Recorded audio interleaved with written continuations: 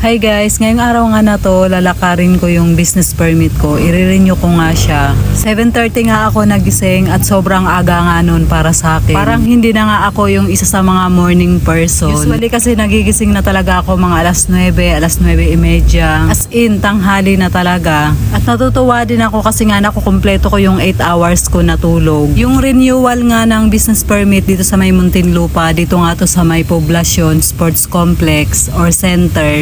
Inagahan ko kasi hindi ko pa nga alam yung flow nung pagkuha nga ng business permit or pag-renew. Kasi last year, pinalakad ko lang yung business permit ko, so yun, nagbayad lang ako. Mabilis lang din naman yung flow niya. Una, kumuha muna ako ng affidavit of gross sales. So yun lang yung pinaka-requirements ko at saka yung photocopy naman ng permit ko last year. Hindi ko lang na-ready dito, wala akong dalang cash na pera kasi ang plan ko talaga magbabayad ako through bank. So yun, hindi pala sila nag-a-accept ng bank transfer. Kaya lumabas nga ulit ako para nga mag-withdraw. Anyway, natutuwa naman ako kasi nga before 10, natapos ko rin siya. Sinat ko din nga si Geraldine na agahan nga niya yung pagpasok nga sa shop kasi nga baka tanghaliin nga ako ng pasok. Pero dahil maaga nga akong natapos, mas nauna pa nga ako sa kanya. Nakadaan pa nga ako ng Alabang Market. May mga stocks ng drinks na dun ko nga binibili. Then after nga, pagdating ko nga dito sa shop, nakapag-open nga ako, nagpahinga nga muna ako saglit. Then bago nga mag-12, nag-open na ako kasi nga meron ng kumakatok. Nabutan na nga ako ni Geraldine na sobrang busy ko na nga kasi nga ang dami ko na nga customer. So yung regular customer namin na taga St. Ignatius, celebrate nga sila ng birthday nga dito sa shop. Kaya na-occupied lahat nila yung 4 na mesa and yun, nagpaalam naman sila na pagdidikit-dikitin nga nila.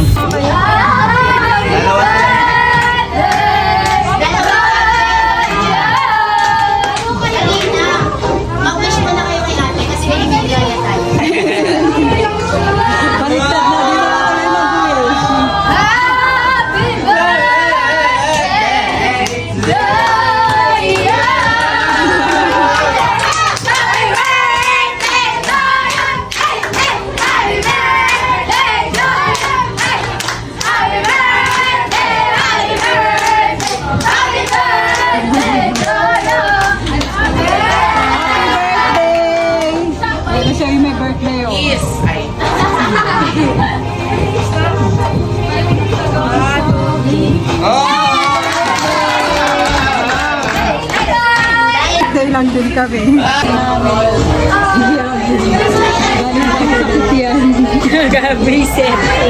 Sobrang busy namin today. Pangatlong salang ko na to.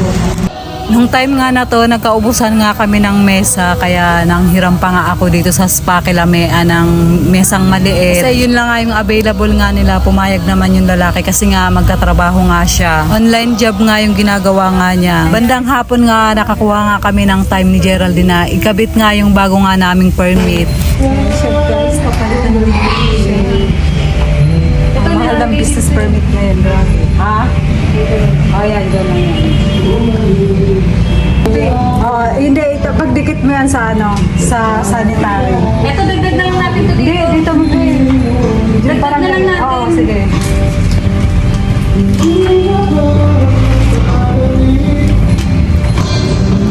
Sana sinabi mo, sanitary. Diba? Ang saya. Ang mahal niyan. Kaya kailangan mapawi ko yan ngayong taon. Kasi mahal ang business permit. So ito na yung mga old ko. Pagdating nga ng gabi, sobrang busy nga ulit namin ni Geraldine. Tuloy-tuloy yung mga customer namin, lalo na yung mga estudyante. Usually kasi bibihira na nga lang nga yung estudyante dito sa amin sa gabi. Mga couple or family nga ang karaniwang customer namin sa gabi.